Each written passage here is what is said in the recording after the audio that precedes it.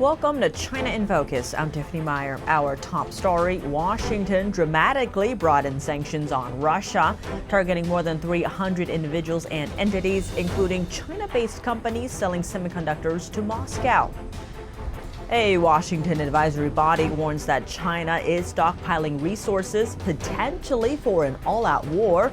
But is the regime self-sufficient enough in a wartime scenario? U.S. government's email provider Microsoft testifies in the House following a major cyber attack that exposed the emails of top U.S. officials to China. And China is moving to protect water and food production in its northern regions as the area endures record heat and drought conditions.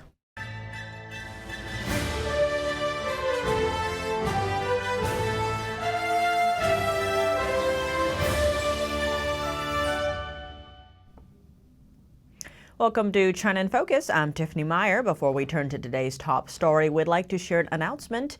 NTD's original documentary, Hollywood Takeover, China's Control in the Film Industry, is coming to the big screen in New York City this Saturday. It will screen at the Manhattan Film Festival on June 15th at 1 p.m. Take a look. Is it really just about money? Are there other parts at stake? Chinese influence was playing into what we see in U.S. films. China said, you can't have that in there. And Hollywood listened. This is insane. And we all know that their goal is global domination. People have been brainwashed without knowing it.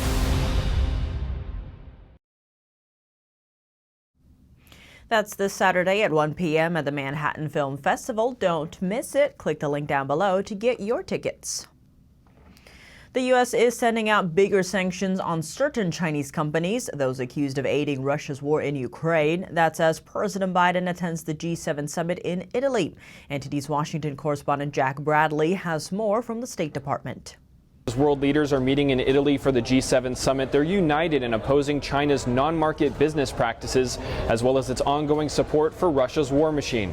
This comes as the U.S. Treasury Department on Wednesday announced new sanctions aimed at stopping countries like China from supplying Russia with materials used in the war against Ukraine. U.S. officials say that China is the leading supplier of Russia's weapons and a vital contributor to its economy. Here's State Department spokesperson Matthew Miller on these new sanctions against Chinese companies. What's the impact of these sanctions? What do you hope these sanctions could do? And then is the Biden administration considering further action on this?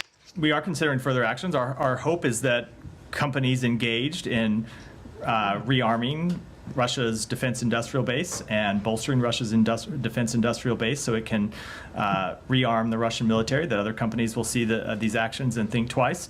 We have made clear our concerns to the Chinese government about the actions that Chinese companies have taken to help restock the Russian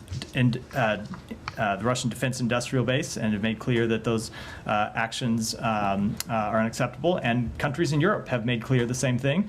And you saw the action taken by the G7 yesterday, including actions that the United States took, and we will not hesitate to take further actions as appropriate. The G7 were also concerned over China's industrial overcapacity. It results from heavily subsidized products flooding the market. On this, the Biden administration is implementing a 100% tariff on Chinese electric vehicles.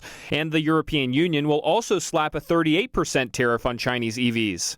Beijing has been ramping up its support for Moscow, selling the country dual-use computer chips that are made using U.S. technology. Reporting from Washington, D.C., Jack Bradley, NTD News. From food to energy consumption, a Washington advisory body warns that China is stockpiling resources for potential war. This directive is filtering down through all levels of the party state, from the halls of power in Beijing to party cells in towns, villages, and companies across China. The U.S.-China Economic and Security Review Commission held a hearing Thursday to discuss the CCP's preparation for war and conflicts. According to former Deputy Director of National Intelligence Cliff Sims, China seeks to dominate the world through military, economic, and technological means. Sims said challenges from both in and outside the country have prompted Beijing to mobilize its entire state apparatus.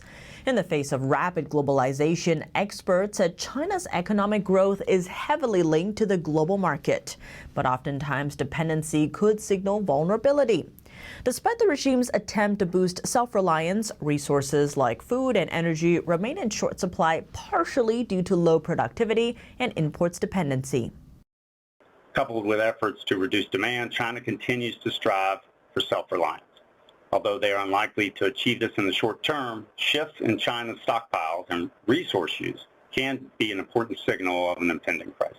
What's more, China's stockpiling has led experts to believe that the regime is preparing for war over Taiwan. Congress should support sustained and systematic studies into the PRC's changing red lines, particularly in the context of Taiwan and its territorial and maritime disputes.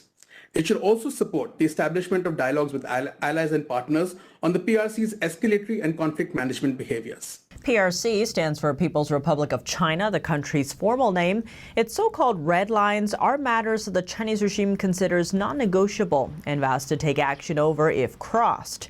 Worth noting, the CCP's red line has been changing over the years. For decades, the Chinese Communist Party has seen Taiwan as a breakaway territory and has vowed to take it by force if necessary. That's despite never having ruled it. China's silent backing of Russia's war, coupled with Beijing's looming threat to invade Taiwan and its economic overcapacity practices. These issues feed into the ongoing saga of U.S.-China tensions. What's at the heart of America's persistent struggle with its China policies? We break down the core issues and explore bold new strategies with Brad Good, founder of the China Declaration and author of the China Affairs. Brad Good, thank you so much for joining us. Great to have you back on the show. Thank you for having me.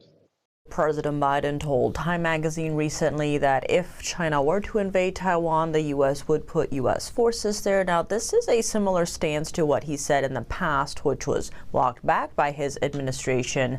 How do you view the current U.S.-China policy?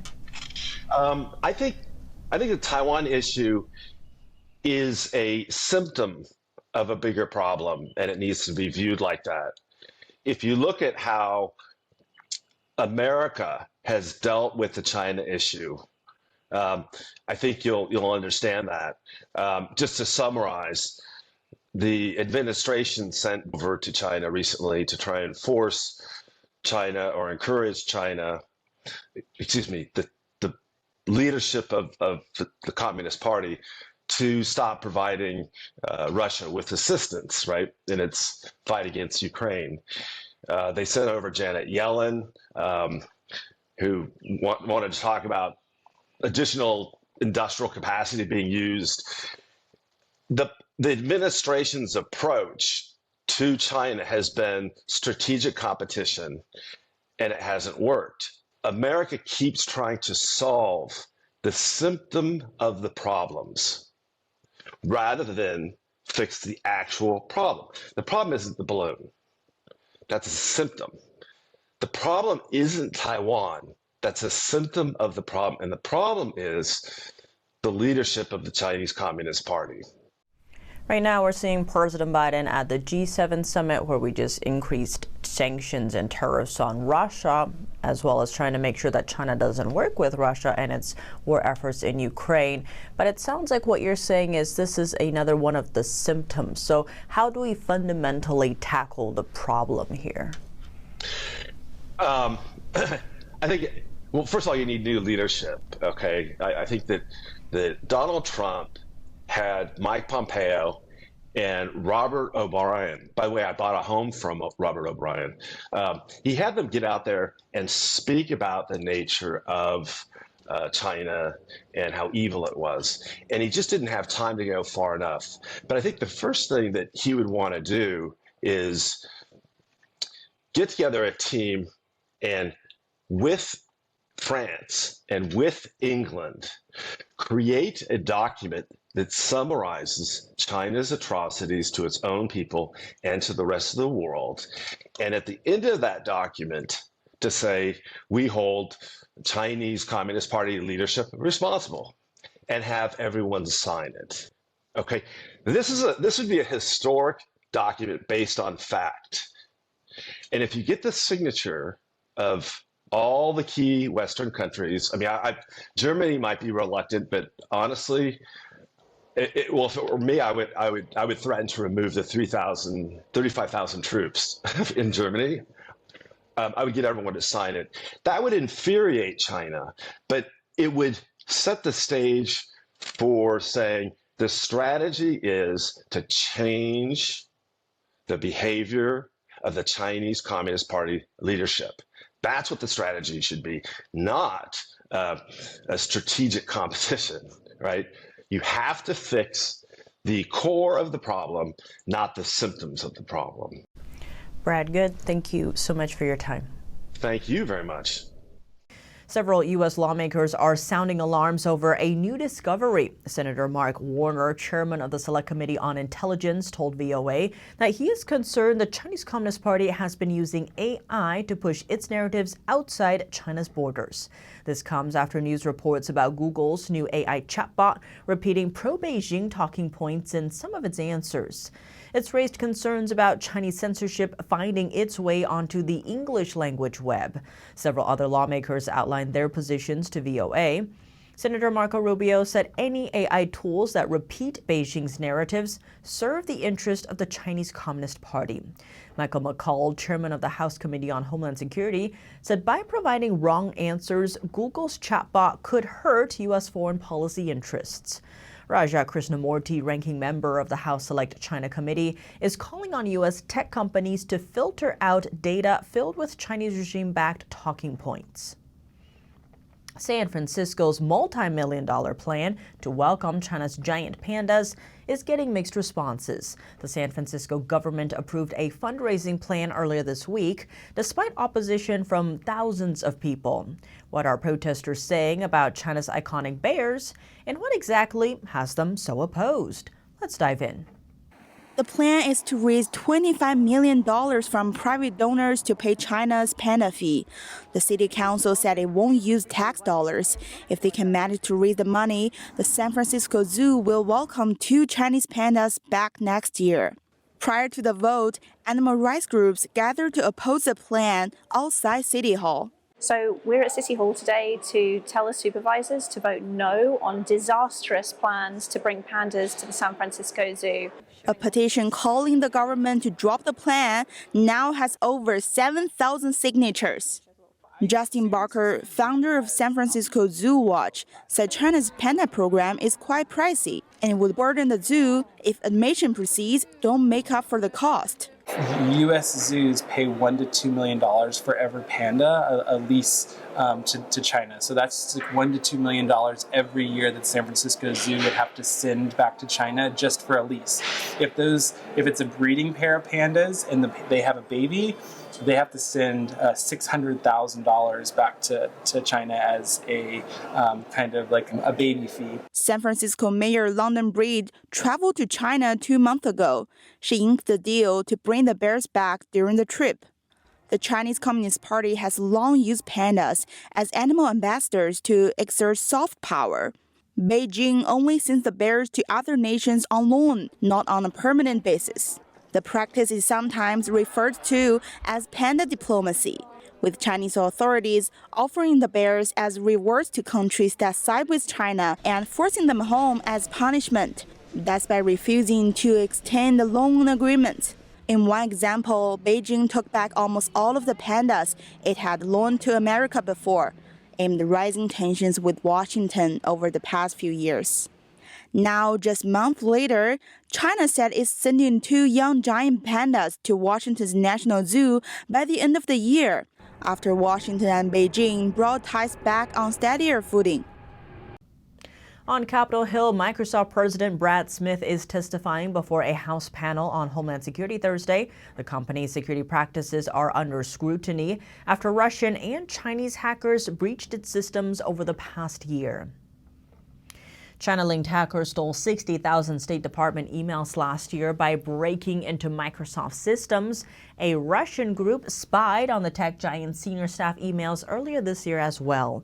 In April, the Cybersecurity Review Board criticized Microsoft for its lack of transparency over the Chinese hack. The board said the intrusion had been preventable. Microsoft launched a new cybersecurity initiative last November. The company said it took the measure against the increasing scale and high stakes of cyber attacks. Lawmakers will examine Microsoft's security lapses and plans for improvements. Record heat is wilting a large swath of northern China. Authorities have kicked off an emergency response to deal with drought conditions there, spanning from the northwest to the east. Temperatures in northern China and northwestern China have climbed to over 100 Fahrenheit. Regions across the nation are feeling the heat, including Beijing, Tianjin, Hebei, Shanxi, Henan, Shandong, Anhui, Gansu, plus Xinjiang. Officials say the searing temperatures have impacted summer crop planting and that protecting young agriculture plants remains an uphill battle. Authorities have alerted regions affected by drought, urging them to protect water and food production.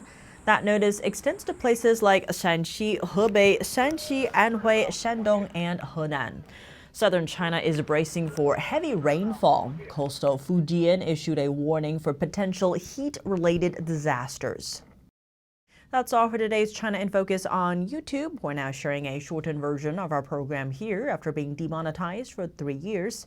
If you'd like to support us, consider donating. Find us at donorbox.org/China-in-focus or subscribe to our partner platform Epic TV, where you can watch our full episodes.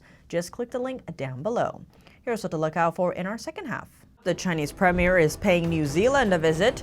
It's the highest official exchange between China and New Zealand in 7 years as they seek to deepen trade ties. A rare reference to nuclear weapons from NATO. The bloc's chief is highlighting nuclear risks from Russia and China and revealing changes designed to tackle new security threats.